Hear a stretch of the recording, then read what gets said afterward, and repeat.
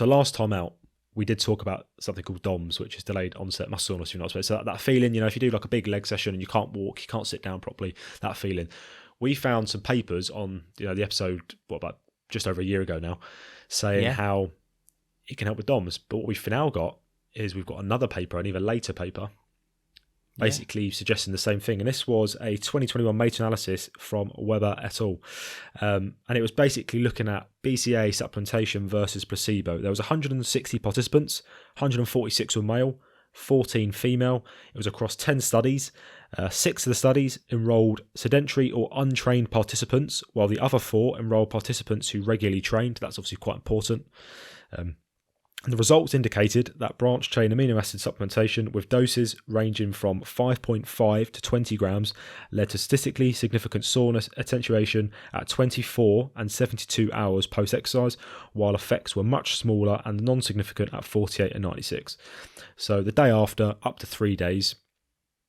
Well, not up to 3 days, sorry, at the 2-day point, at the 1-day point, sorry, and the 3-day point, not the 2-day and afterwards, which is quite strange. They found a benefit, which is quite a good thing, because it kind of echoes what was found previously. I mean, this is where it does start to interest me more in regards to BCAAs, and that is its effect on DOMS. I mean, we had that massive, it was a big old meta-analysis when we first did it. I mean, it was like over 100 plus studies in one meta-analysis. It was huge, wasn't it? It was massive. And I remember it caused a bit of a stir at the time when it came out, but it just kind of like, it goes to show once again that maybe BCAAs aren't exactly useless. Are they going to make a massive difference in your training? Most probably not. But there might be some applications as to when you might be able to use them, and that is decreasing DOMS. Now, saying that, this wasn't really compared to an adequate protein diet. So once again, if you're getting an adequate amount of protein, then maybe that's better for reducing DOMS anyway. That's one of the things I thought was that with these papers is that, they compared to a placebo, which is good. But what I'd like to see is if they compared it to what would happen if they just increased their protein intake instead by a little bit. Yeah. Because some lifters would find that a more efficient or cost-effective way of doing it. It would be cool to kind of see like multiple studies with, I know this is obviously, I'm in dreamland thinking about this, but where there was multiple groups with different amounts of protein in their diets as well, like one on we already know about those that are on an inadequate amount, but those that are on like an adequate amount, say 1.6, and there's those who are on like a 2.4 gram per kg body weight, like a higher dose as well, and see how all these kind of compare to placebo as well. It'll be definitely interesting to see. It'll be good to see. Another thing I'd like to say as well, again, we're not against this paper, it's obviously a good paper, but what I'd like to see is that the participants of this study, it was all unaccustomed exercise.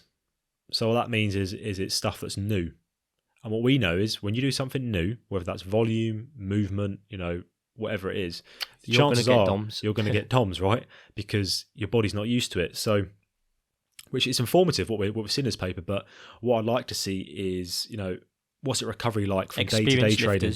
Just from day-to-day training. What was it going to be like from your normal day-to-day training? Because if we look at the repeated bout effect, which is you adapt over time. You adapt over time. So if you do a certain, you're on a period, I don't know, like a program, over time you'll get more used to those. Yeah, the DOMS gets less because you're adapting to those movements. So what'd be good to see is if over time, if you're on like a well-structured program, load management's all taken into account, is do BCAAs become redundant because of this repeated bout effect? Repeated bout, yeah. Yeah, well, that's what I'd like to see anyway, because we're not seeing that on this paper. This is very. So let's say in like 6 months' time of of continuous training, the BCAAs still reduce DOMS compared to a group that don't take BCAAs, or does it really not matter much because by then you've adapted to the DOMS anyway? I mean, the evidence isn't like overwhelmingly massive in regards to DOMS having like high practicability in regards to DOMS, especially if like we're not taking into account what about long-term training, etc. But it does show that at the end of the day there is there is a fair bit of evidence, maybe not strong quality, but there is a fair bit of evidence to kind of point towards that BCAAs can maybe mitigate DOMS a little bit. And when we do think about what does this mean for me? What if you're like a multi-day event person?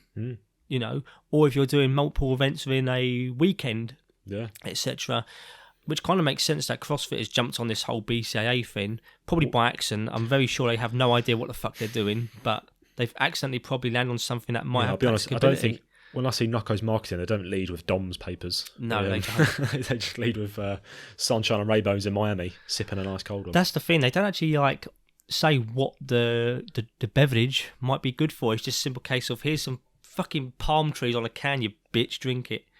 Dave says drink it. Well, not anymore, but yeah. But I say not anymore. Yeah, Dave Castro's been fired, hasn't he? Yeah. Yeah.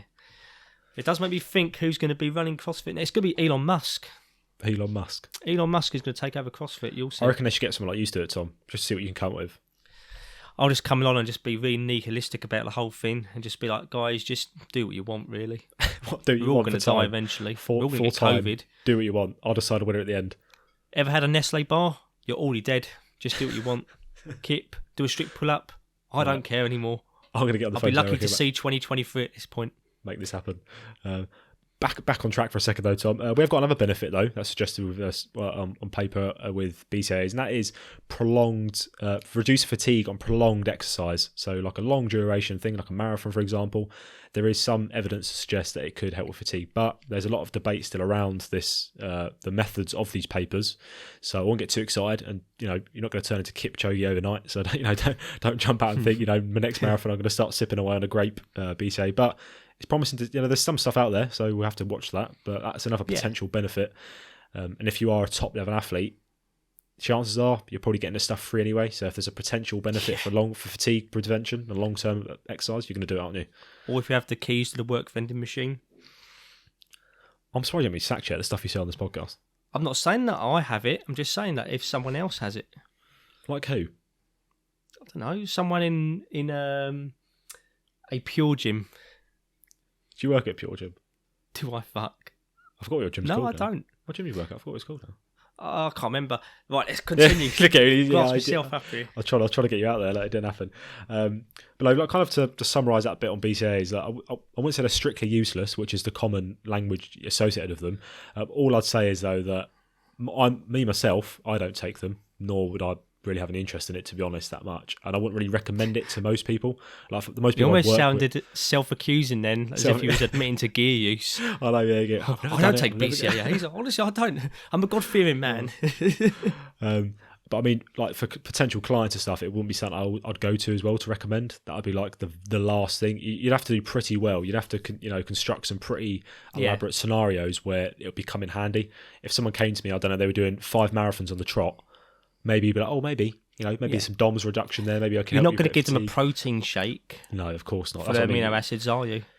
Sometimes a BCAA is just easier to stomach. Yeah, and to be honest with you, most of these cases, these scenarios I'm talking about, you could probably resolve the issue with a bit more protein in their diet. I mean, my scenario would be like, let's imagine that I was stranded on a desert island with my squat rack, and all I had apart from my squat rack was I don't know, Dave or whoever's taken over from Dave airlifted some Knocko onto my island, and I had severe DOMS from using my squat rack while stranded on this desert island, but then I had to make a raft later on in the day, but I had severe DOMS, then I'd probably take the Knocko. It's a very niche scenario. I can't see that happen anytime soon. Although Dave's got a lot of free time now, hasn't he? He's got a lot of free time. Exactly, and as I said, you never know if you'll get stranded on a desert island with a crate full of Knocko.